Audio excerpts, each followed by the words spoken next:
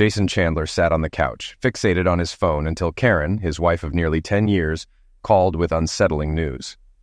Earlier, a private investigator had revealed Karen's deceit. She and her lover were en route to Honolulu, contrary to her claims. Jason pondered his naivety, having devoted a decade to their relationship now shattered by her lies. Taking a gulp of coffee, he reclined, reflecting on their history. They met in college 13 years prior, both pursuing business degrees. Their romance blossomed, leading to marriage. Post-graduation, Jason joined his father's tire business, mastering various roles and ascending to head the accounting department. He aspired to inherit the company from his father and succeed Mike Allen, the retiring CFO. After marrying, Karen pursued a career as a realtor, excelling even during tough market times. They lived comfortably, with a nice house and new cars, seemingly secure in their marriage. Though they were childless, he saw it as a blessing. Initially, Karen mentioned fertility issues, opting for tubal ligation. Despite suggesting adoption, she declined. Recently, her increased social outings sparked his suspicion, especially her late returns home.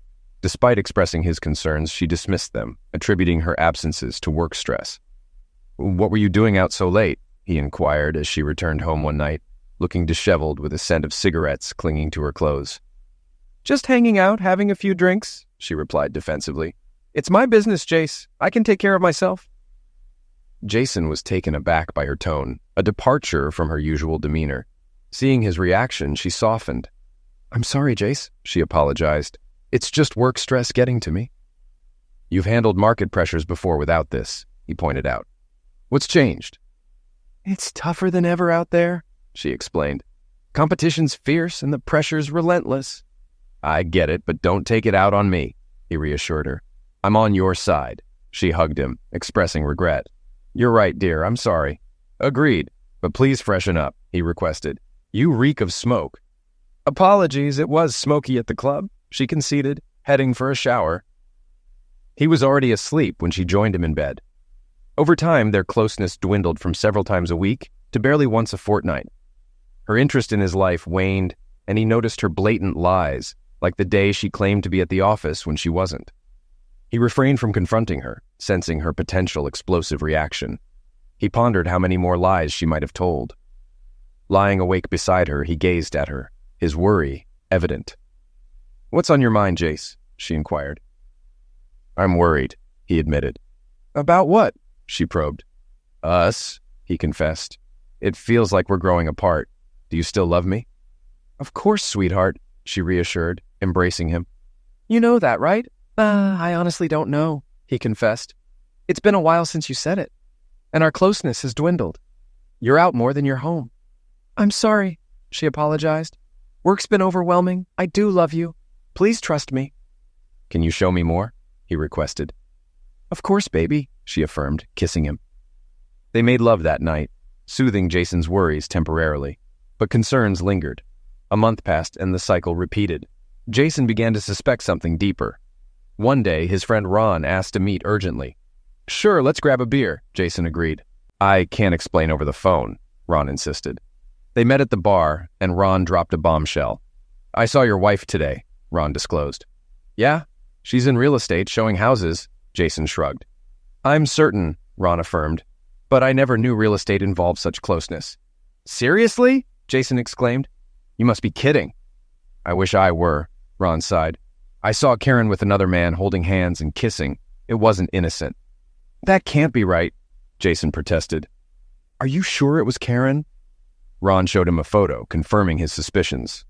"Damn," Jason muttered, asking for a copy of the picture. "Sure thing," Ron agreed, sending it over. "What's your plan?" "I'm at a loss," Jason admitted. "This blindsided me." "My friend's a PI," Ron offered. "Want me to connect you?" "Please do," Jason requested. "I need answers." After parting ways, Jason found Karen at home. "You're back early," he remarked, surprised. "Just in time," she smiled. "Where were you?" "Having a drink with Ron," he explained. "Everything okay with your friend?" "Not really," Jason shared. "His wife's been unfaithful." "Oh?" Karen feigned innocence. "Yeah," Jason replied. "It's a nightmare I'm glad we don't have." Karen's reaction didn't escape Jason's notice. "It would crush me if you ever betrayed me," he remarked, observing her subtle flinch. "I'd never betray you," she assured, embracing him. "I love you too much." Glad to hear it, he replied, kissing her. What brings you home early?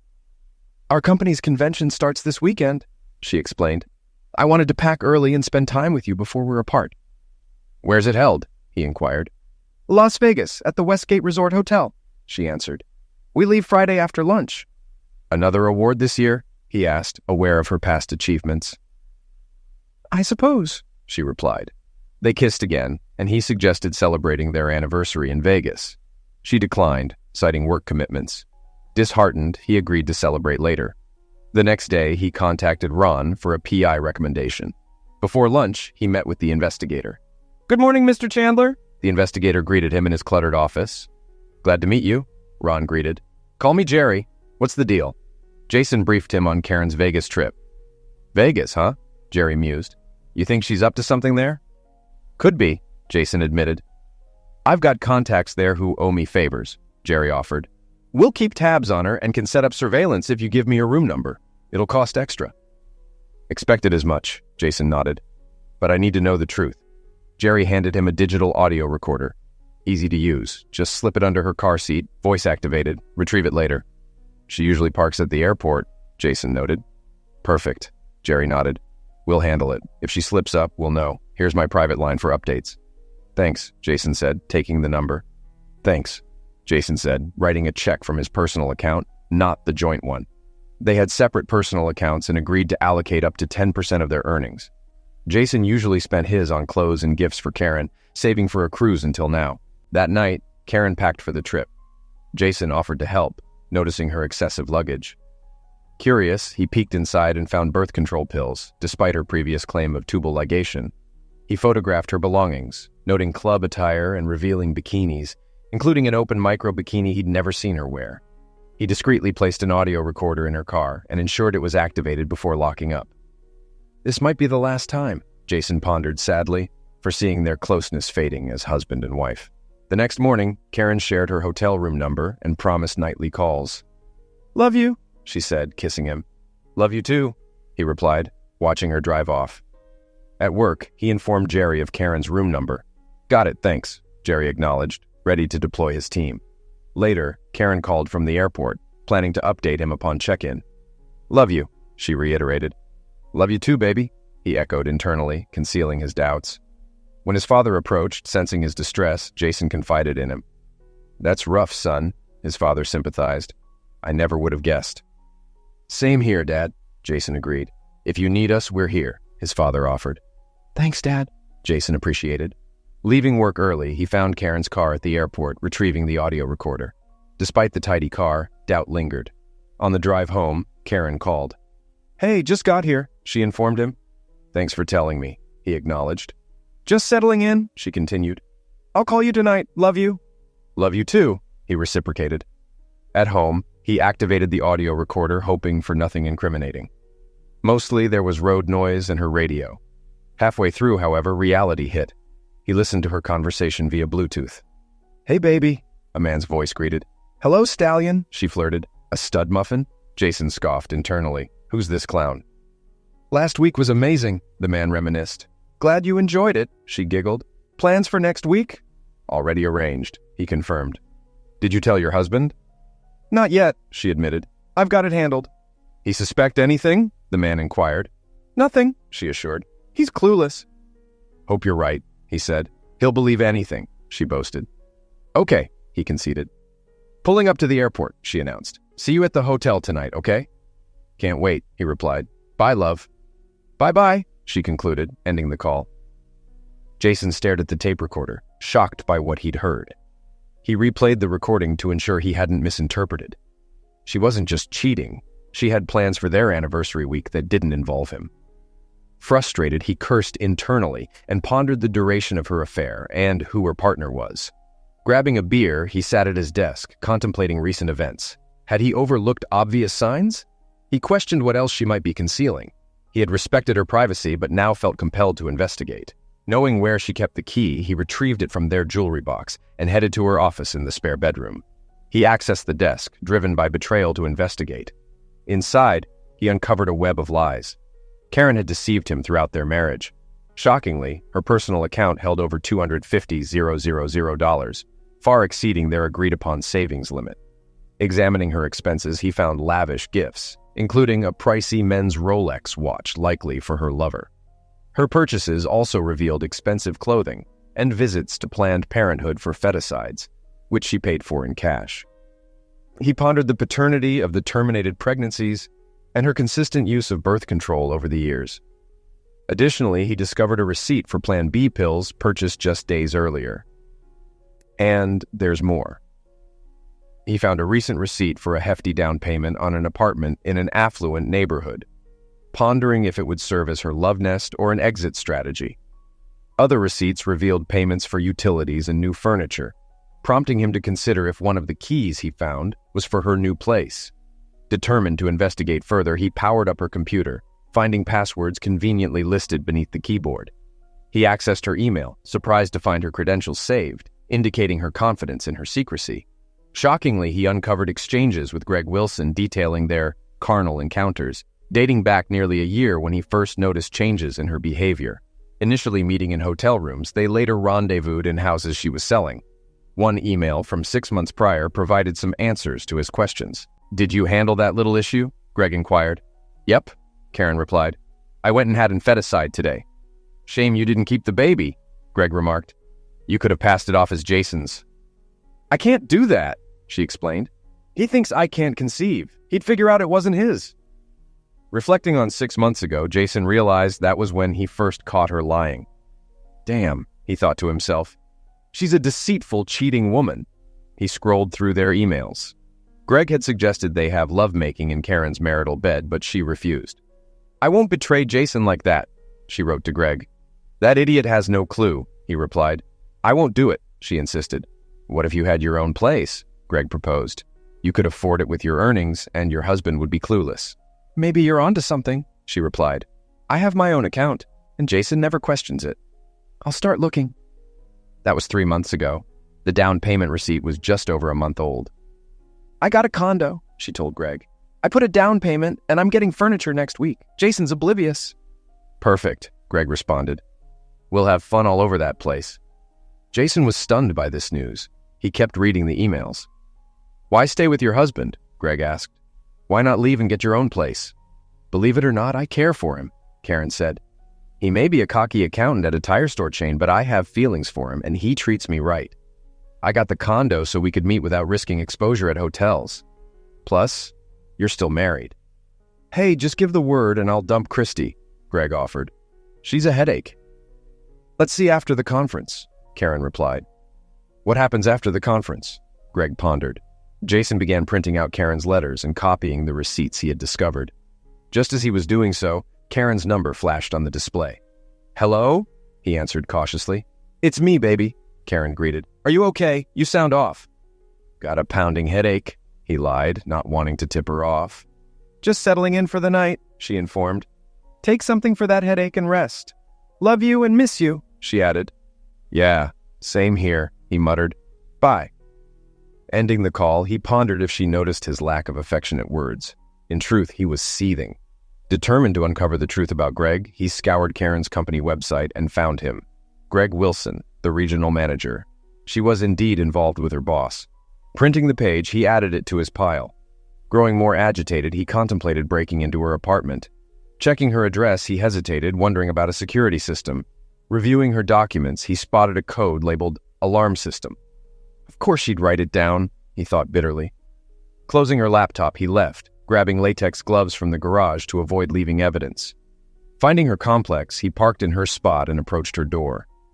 Donning his gloves, he tested a key from her jewelry box. The door yielded, and he entered. Spotting the alarm remote, he inputted the code he'd discovered and ensured the alarm was disarmed. Switching on the light, he surveyed the apartment, admiring Karen's furniture choices. "She's always had good taste," he mused. "Shame her loyalty doesn't match her decor preferences." As expected, there were no pictures of him. This was her love nest, her retreat from their marriage. Stepping into the kitchen, he noted a few plates and utensils. The fridge was empty, the pantry bare. Surprisingly, the house was fully furnished, adorned with flower portraits, and boasted a large flat-screen TV. Entering the bedroom, he found it likewise furnished, with lace curtains cascading elegantly over the windows, just above the electric heater, an apparent fire hazard. Opening drawers, he discovered unfamiliar underwear and suspected Greg's presence from men's undergarments. Taking out his phone, he snapped photos. In the nightstand drawer, a card from Greg confirmed his suspicions. "Thanks for the watch," it read. "Looking forward to your housewarming. Love, Greg." Anger surged. He imagined confronting Greg. More clothing, both male and female, filled the dressing room. In the master bathroom, he noticed 2 toothbrushes by the sink and his and hers towels next to the shower. He grabbed his phone, snapping a few more photos. In the second bedroom, a small desk and chair were the only furnishings. A network cable lay on the desk, likely for her laptop. Amid the letters addressed to her, all from utility companies, he ensured her name and address were visible in the pictures. Lace curtains, like those in the bedroom, covered the windows here, also draping over the electric heater. He noted several potential fire hazards, including the absence of smoke detectors in the bedrooms and the aged one in the kitchen. He wondered if it even had a battery. Confirming everything was as he found it, he switched off the lights, activated the security system, and departed, double-checking the locked door. Returning to his car, he pondered his next steps. Divorce was inevitable. He couldn't trust her again, even if she severed ties with her lover and relinquished the apartment. Aware men often fare poorly in such situations, he hoped her higher income would spare him alimony. Consulting a lawyer seemed wise before proceeding. He also hoped her sole ownership of the apartment meant he wouldn't have to surrender their home or divide its sale proceeds. He felt she had abandoned him by purchasing the apartment secretly. With no children, custody and support were non-issues, but he wanted retribution for their betrayal. Violence was out of the question. He had no desire for jail time. Returning home, he searched the phone book and located an ad for Gregory Wilson. Hoping it was the same Greg Wilson, he dialed the number. "Wilson residence," a woman's voice answered. "Is this Mrs. Wilson?" he inquired. "Yes, it is," she confirmed. "Who am I speaking to?" "Jason Chandler," he introduced himself. "Your husband is the regional manager for Acme Real Estate?" he verified. "Yes, he is," she replied. "But he's away at a conference this weekend and will be visiting other offices next week. You'll need to call the regional office and leave a message for him there." "Actually, Mrs. Wilson, it's you I'd like to speak with," Jason redirected. "Oh?" she responded. "Yes, ma'am," Jason continued. "I hate to break this to you, but my wife is having an affair with your husband." "Are you certain?" she inquired. "Absolutely," Jason asserted, "and I can provide evidence." "Do you have solid proof?" she pressed. "I can even show you where they meet up if you'd like," Jason offered. He heard her sigh through the phone. "Would tomorrow work for you?" she proposed. "Certainly," Jason agreed. "What time suits you best?" "Around 1 o'clock in the afternoon," she suggested. Providing her with Karen's apartment address and directions, Jason concluded, "I'll see you then," before ending the call. Grinning, he approached his desk and began drafting a to-do list. First on the agenda, change the door locks, ensuring it was done before meeting Greg's wife at Karen's place. The temptation to drown his sorrows in booze crossed his mind, but he dismissed it. Opting instead for a cold pizza slice, he mulled over his options. Satisfied, he ascended the stairs and retired for the night. Early the next day, he visited the hardware store, purchasing supplies to replace the locks and crafting an extra key for the apartment. By noon, all locks were switched. After showering, he grabbed his audio recorder and the printed emails from Karen's account, then headed to her apartment to rendezvous with Greg's wife. Spotting Karen's car, he approached a Toyota Corolla nearby, where an attractive, dark-haired woman sat. Knocking on her window, he inquired, "Are you Christy Wilson?" She confirmed her identity, and he opened the door for her. "Call me Jason Chandler," he said, gesturing for her to don latex gloves he offered. "Let's head in. I'll show you their hideaway." Using the spare key, he successfully unlocked the door, deactivating the security alarm as they entered. Jason guided her into the bedroom, opening drawers and revealing Greg's clothes in the closet. "Oh my God!" she exclaimed. "I've been searching for these for weeks. I wondered where his clothes were disappearing." "Has your husband been sporting a Rolex watch lately?" Jason inquired. She affirmed, mentioning it was a gift from management. Shaking his head, Jason retrieved a card from Karen's nightstand, displaying it to her. Reading the note, she burst into tears. "Is that his handwriting?" Jason questioned. "Yes," she sobbed. "But wait, there's more," he added, presenting the emails and activating the audio recorder. Tearfully, she read the emails before listening to the Friday recording. "I'm sorry," Jason said, embracing her and restraining his own emotions. It's not your fault, she assured. I've suspected something but lacked proof. Composing herself, she faced him. So what's the plan? She inquired.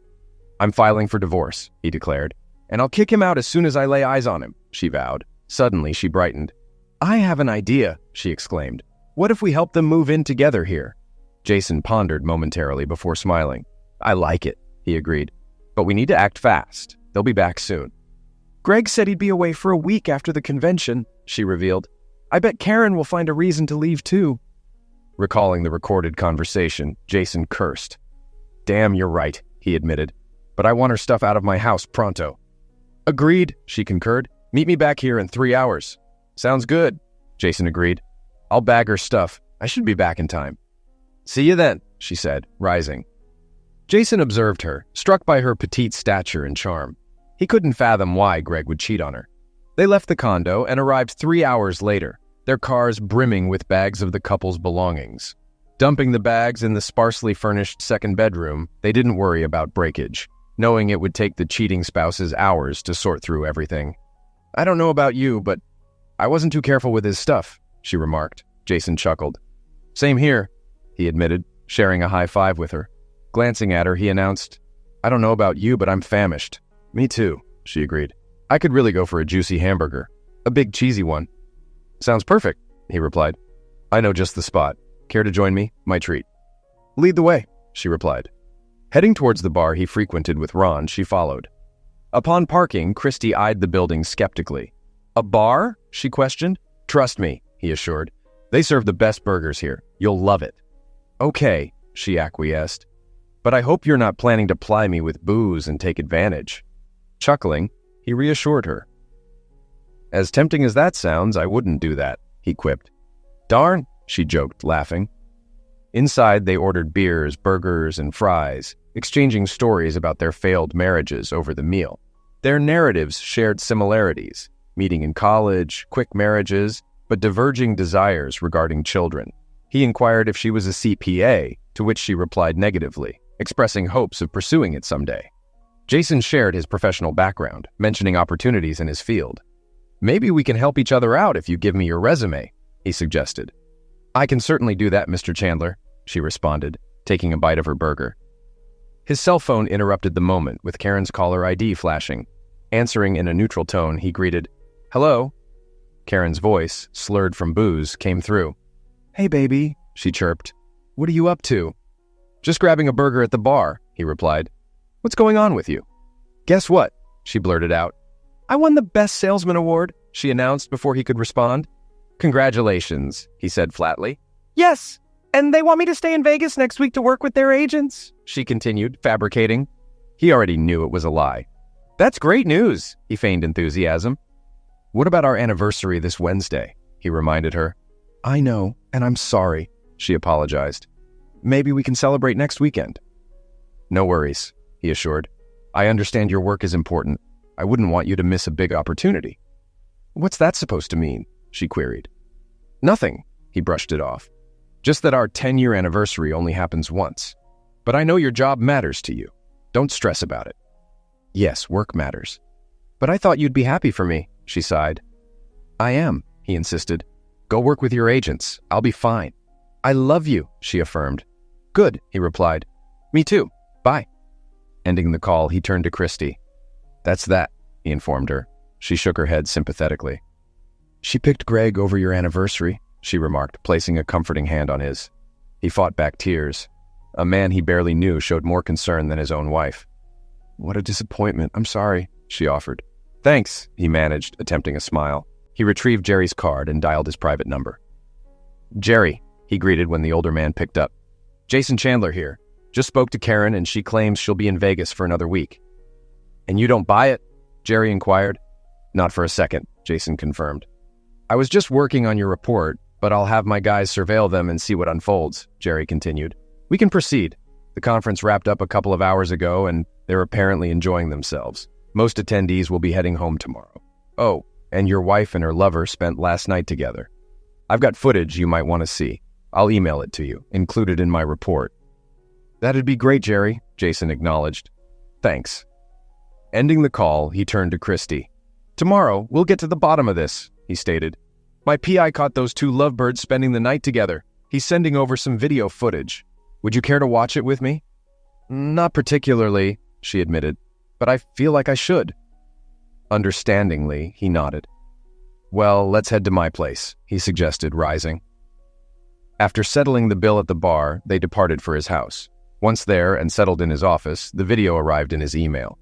Would you like a drink before we start? He offered. Sure, she accepted. Cola, if you have it. I'll grab 2 colas, he agreed, heading to the kitchen. Returning with cold sodas, he initiated the video, and they observed Karen and Greg engaging in various carnal acts. Both Christy and Jason struggled to contain their emotions as they witnessed their spouses enjoying each other's company. The ensuing pillow talk was even more heartbreaking. What do you reckon our spouses are up to right now? Karen inquired. If I know Christy, she's probably glued to one of her dull movies, Greg replied, or nose deep in one of her silly books. Yeah, I get what you mean, she agreed. I imagine Jason's buried in another one of his tedious spreadsheets or poring over stock reports. Greg smirked. You think he's out here saving the world or something? I mean, come on, his old man's company sells tires, for crying out loud. What's the big deal? So, have you decided what you're going to tell that idiot after tomorrow's awards banquet? Yep, she confirmed. I'll just say I was requested to stick around in Vegas for a week, filling in for the local reps. He'll swallow it. Hell, he'd believe anything I tell him. I could tell him the moon's made of green cheese, and he'd buy it. And by the time he catches on, we'll be lounging on a beach in Hawaii. Greg added, I can't wait to see you flaunting that new sling bikini you snagged. Christy erupted. Hawaii, she exclaimed. That idiot's whisking some floozy off to Hawaii. I'm gonna rip his guts out. She turned to Jason. Sorry for calling your wife a floozy. No need to apologize, he responded. I'd say the same thing. They refocused on the video. So, what about your anniversary? Are you just gonna skip it? Hawaii sounds a lot more enticing than a night at a steakhouse, she remarked. I pledged to make it up to him. Maybe I will, maybe I won't. Greg regarded her. You're ice cold, you know that? He remarked. She shrugged. It's only our 10th anniversary, she explained. There'll be more. Who cares about that? Right now, I need you. With those words, they resumed their activities, prompting Jason to halt the video. I've seen plenty, he stated. Have you? Christy nodded, tears flowing down her cheeks. More than plenty, she affirmed. I'm scheduling a meeting with a divorce attorney come Monday, he disclosed. Would you like to accompany me? Would you mind? She asked softly. Not at all, he reassured. Christy burst into tears, sobbing. Jason wrapped his arm around her, offering a comforting shoulder. Though he felt like crying too, he held back, focusing on consoling her amidst his own emotional turmoil. Would it bother you if I spent the night here? She inquired. No hanky-panky, I just want to cuddle, she clarified. Of course, you're welcome to stay, he replied. Stay as long as you like. Thank you, she expressed. I can't believe I wasted all those years on that idiot. All this time I've been falling for his lies. I totally get it, Jason empathized. He escorted her upstairs to the master bedroom and found an old t-shirt that appeared long enough for her to sleep in. Taking it, she retreated to the bathroom to change. After waiting for her return, he donned his pajamas and settled into bed. She emerged from the bathroom wearing the long t-shirt, and he was almost taken aback by her appearance. He always admired Karen's legs, but Christy's were the slenderest he'd ever seen. She smiled as she slipped under the covers. What's wrong? She asked. Never seen a woman's legs before? None as lovely as yours, Jason complimented. Sweet talk will get you everywhere, sir, she teased. He wrapped his arm around her, drawing her close, savoring her scent. She placed her hand on his chest, snuggling against him. Did you know you're the only woman I've shared a bed with besides my wife for over 10 years? He confessed. And you're the only man I've been with besides my husband, she revealed. They gazed into each other's eyes for what felt like an eternity before drifting off to sleep in each other's arms. The next morning, they woke up entwined with each other. Good morning, sleepyhead, she greeted. You don't need to rush out on my account, she added as he rose to use the bathroom.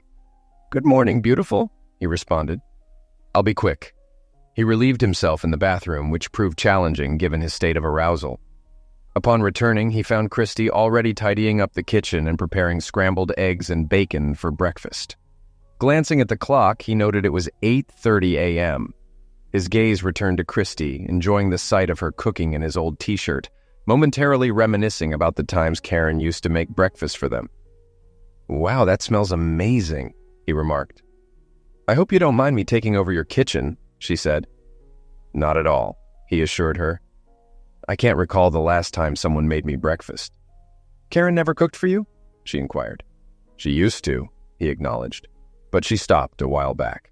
Claimed it took too much time and she needed to prepare for her clients." "Damn," Christy muttered. "Exactly," he concurred. The aroma of bacon filled the air as she placed a generous plate in front of him.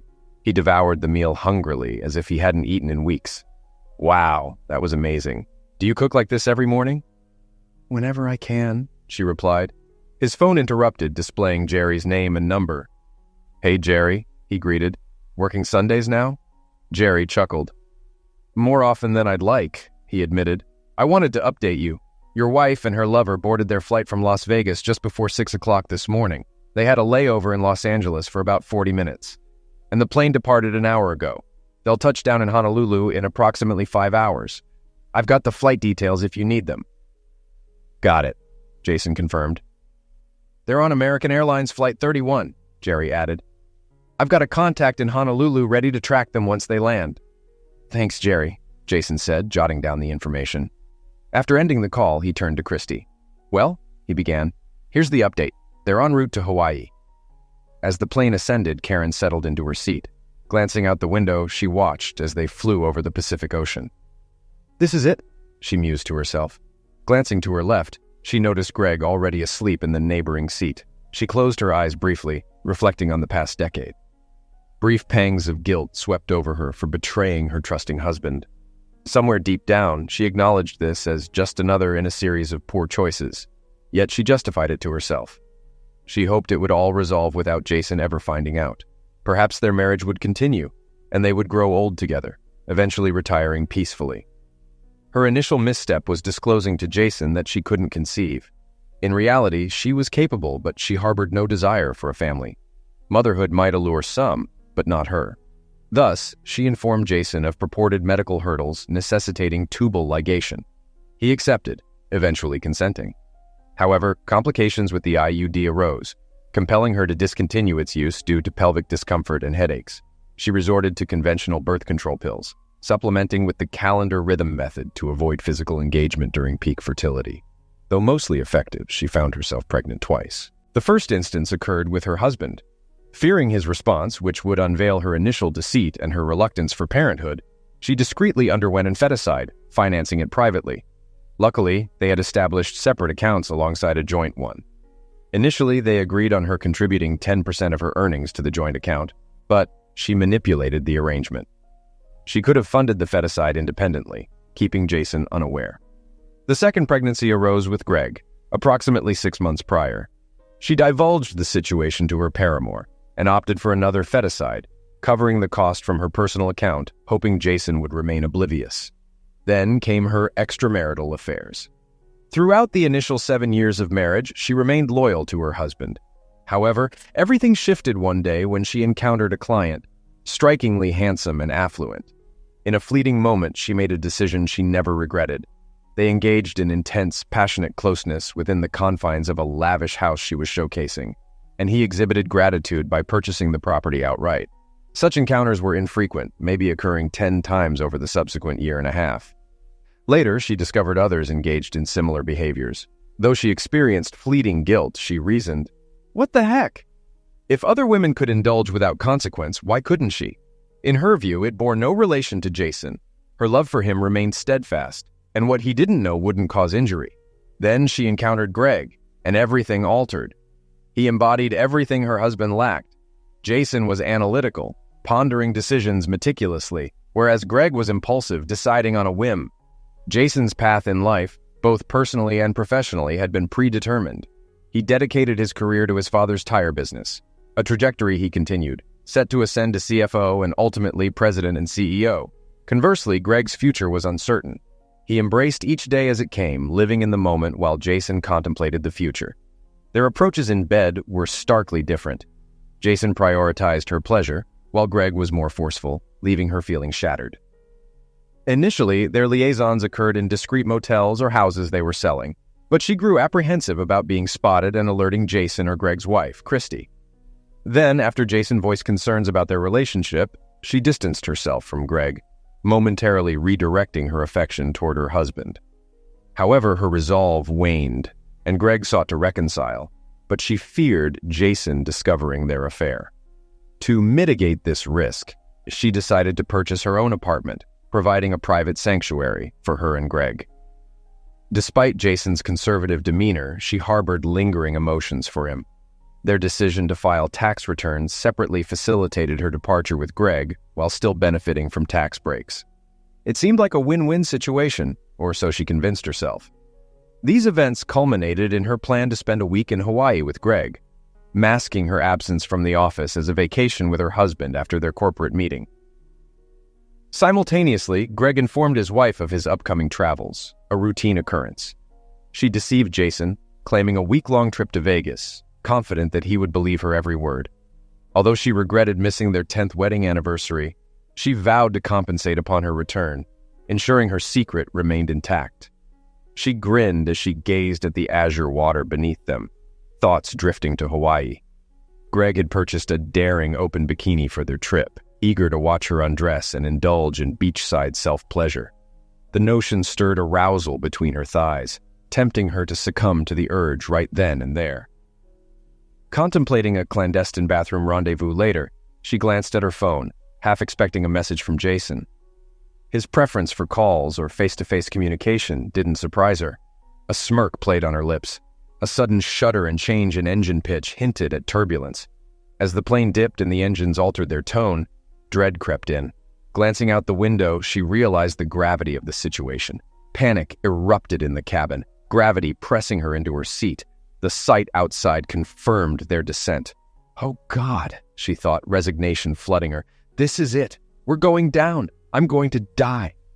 Oxygen masks deployed. Passengers, including Greg, screamed as flight attendants braced them for the inevitable. Tears streaming, she cast a final glance at her phone, steeling herself for one last decision. Jason and Christy wrapped up breakfast, tidying away the last of the dishes before returning to the table to strategize about their unfaithful partners. Jason admired Christy's analytical skills, feeling a newfound closeness with her that had been absent with Karen for months. As he returned to the table with a fresh cup of coffee, his phone buzzed, displaying Karen's name and number.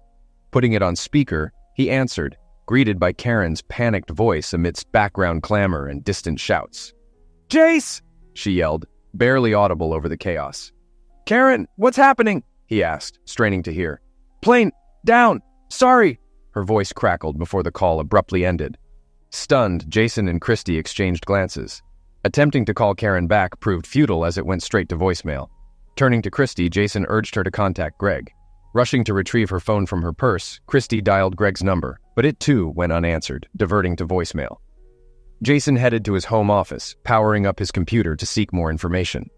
After finding the airline's contact number through a search engine, he dialed and, after initial refusal, managed to speak with someone who confirmed they were investigating reports of the plane crash.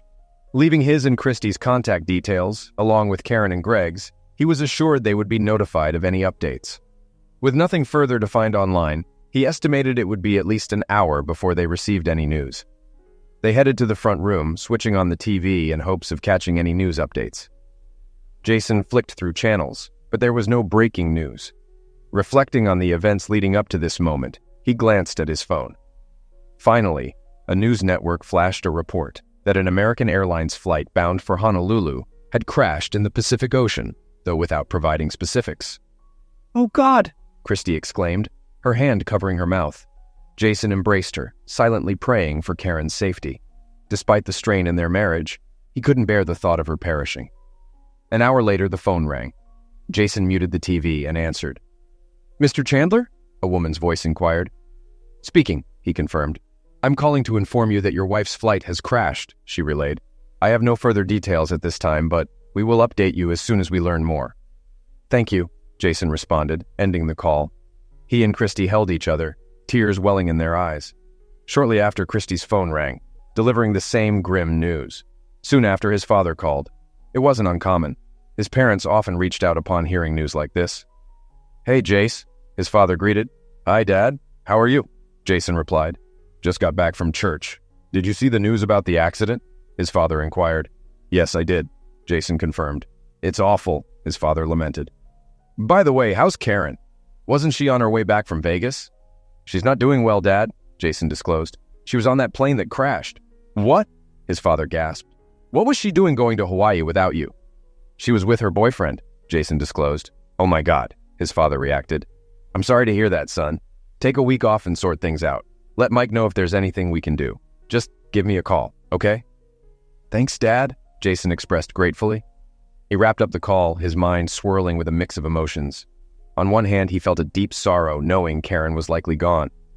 Yet anger simmered within him for her betrayal, as well as at himself for not standing up to her. Strangely, the absence of divorce didn't disturb him. However, the realization of shouldering Karen's final expenses, including the apartment, jolted him. "Damn," he muttered. He glanced at Christy, pondering how she'd cope. What steps would she take? An idea struck him, prompting him to approach her. "Christy," he began, "why not sell your apartment and move in here with me?"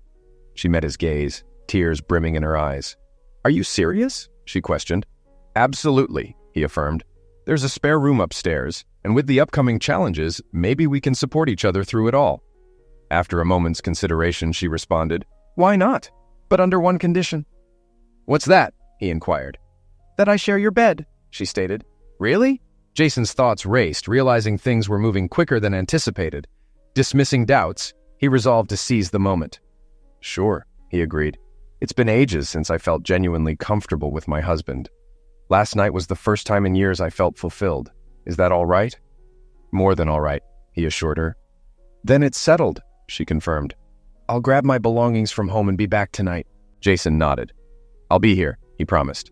After she departed, he dialed Lucy, Karen's colleague. "Hello?" she greeted. "Lucy, it's Jason Chandler," he identified himself. "Oh, hi, Jason," she responded. "How was Hawaii?" "I'm not sure," he admitted. "I hear it's lovely this time of year. Why?" Lucy's tone shifted. "Karen mentioned you two were heading there after the company meeting. I assumed you were en route." "Actually," Jason clarified, "Karen went, but not with me. She went with Greg." "What?" Lucy exclaimed, taken aback. "That's right," Jason affirmed. "However, neither of them made it. The plane they were on crashed in the Pacific Ocean today. You might have seen it in the news." "Oh no," Lucy gasped. "Do you know if she survived?" "I doubt any of them did," Jason responded solemnly. "I'm deeply sorry," Lucy offered sympathies. "Please accept my condolences. Also, the company has life insurance for all employees. I'll handle the paperwork, but I'll need details from the airline. Can you provide them?" "Yes, I'll gather what I can," Jason promised.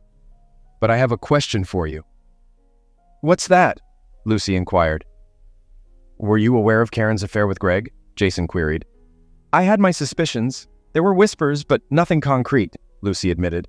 "We tend not to gossip about personal matters in the office." "I understand," Jason acknowledged. "Well, that's all for now. I'll be in touch." "Thank you," Lucy responded. "And again, my condolences." That evening, while watching television with Christy, a news report about the crash aired. It stated that the plane's final moments were captured by a crew member aboard a cargo airliner only a couple of miles from the crash site.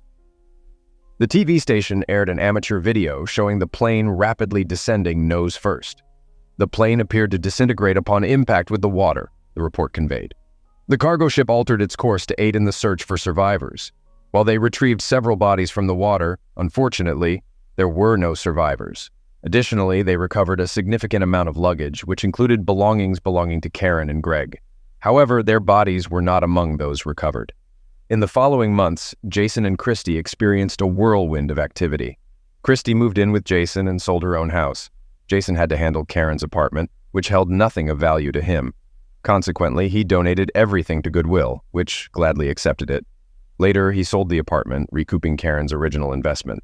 Both Jason and Christy received a $500,000 insurance payout from Acme Real Estate for the loss of their spouses. They promptly began erasing any remnants of Karen from their lives. They discarded photos, stowed away knickknacks, and replaced furniture, especially the bed. Family members took what they wanted, and the rest, including 2 cars, was either sold, donated, or scrapped. Jason also navigated the complexities of closing Karen's bank accounts. After months of paperwork, Jason received a check for approximately $250,000. Lawyers approached Jason and Christy, seeking to profit from the accident. Further investigation revealed that the crew misinterpreted onboard computer warnings and made incorrect decisions. The plane descended at a rate of about 12,000 feet per minute, crashing into the water at roughly 135 miles per hour, a journey lasting just over 3 minutes. Jason imagined Karen's last moments, some spent on the phone with him, as harrowing. He believed her final act was one of regret, realizing she was hurtling towards her demise with no chance of escape. Nevertheless, Jason deemed it too little, too late. Fortunately, the airline reached a settlement with all affected families, compensating each passenger with just over $175,000. Jason and Christy received a total of over $1.6 million. After accounting for taxes, they still had a substantial sum. Since neither Karen's nor Greg's remains were recovered, no funeral took place. However, Jason and Christy organized memorial services mainly for their families. They didn't shed tears for their deceased spouses. 3 months into her tenure, Christy left her job to move in permanently with Jason. By then, they were deeply in love. One evening, while dining at a local Texas roadhouse, Jason proposed to Christy on one knee. She joyfully accepted, eliciting applause from nearby patrons. "It's high time you made an honest woman out of me," she whispered to him. "Why?" he asked. "Because you're going to be a father," she revealed. Overwhelmed with joy, Jason showered her with kisses.